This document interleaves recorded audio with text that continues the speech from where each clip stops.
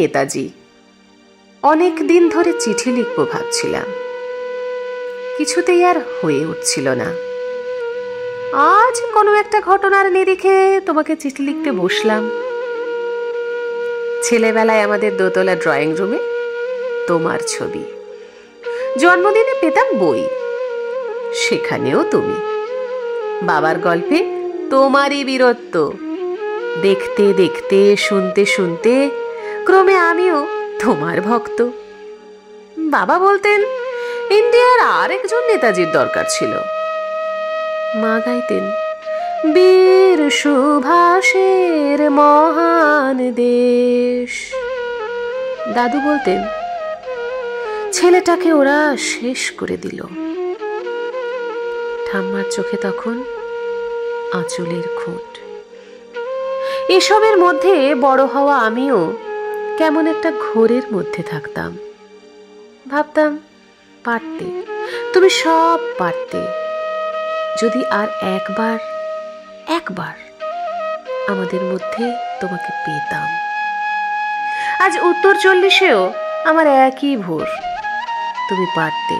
কেননা দেশের মাটিতে দেশপ্রেমের মতন জোরালো একটা ঝাঁকুনি দেবার ক্ষমতা তখন আর কারোর ছিল না। এখনো আছে কি? তোমার হারিয়ে যাবার পর দেশে কত কমিশন বসেছে।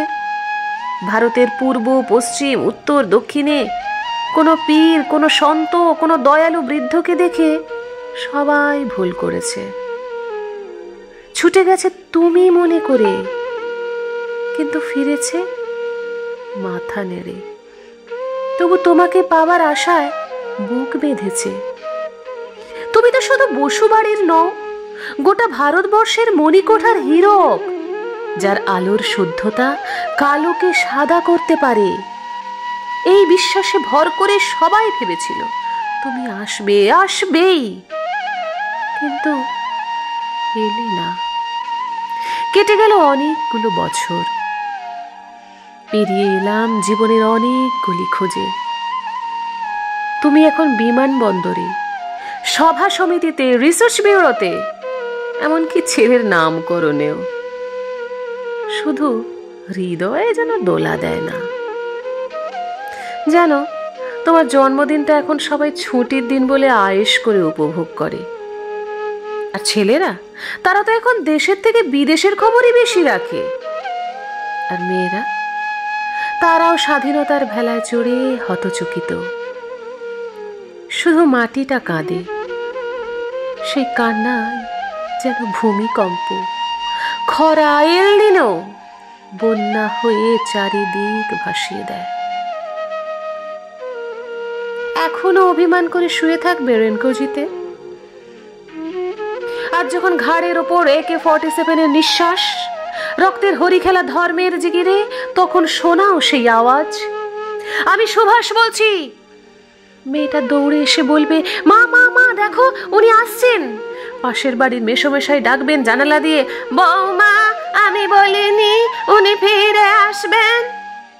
খোলা জানালায় ধরে দাঁড়াবেন মায়েরা, তাদের ডান হাতে শঙ্খ, বাঁ চোখে জল। নদী হবে উত্তাল, নৌকা বেসামাল, পরাণ মাঝিও চেঁচাবে, উনি আসতেছেন। সবুজ মাঠে শিশুদের হাতে পতাকার দোলা, উনি আসছেন, উনি আসছেন, উনি ফিরে আসছেন। তোমার হারিয়ে যাওয়া জন্মদিনের ভেতর থেকে উঠে আসুক আর একটা 23শে জানুয়ারি। আজ স্বাধীনতার ঠিক আগের মুহূর্তে দাঁড়িয়ে তোমাকে আমার এই খোলা চিঠি। প্রণাম নিও। ভালো থেকো নেতাজি।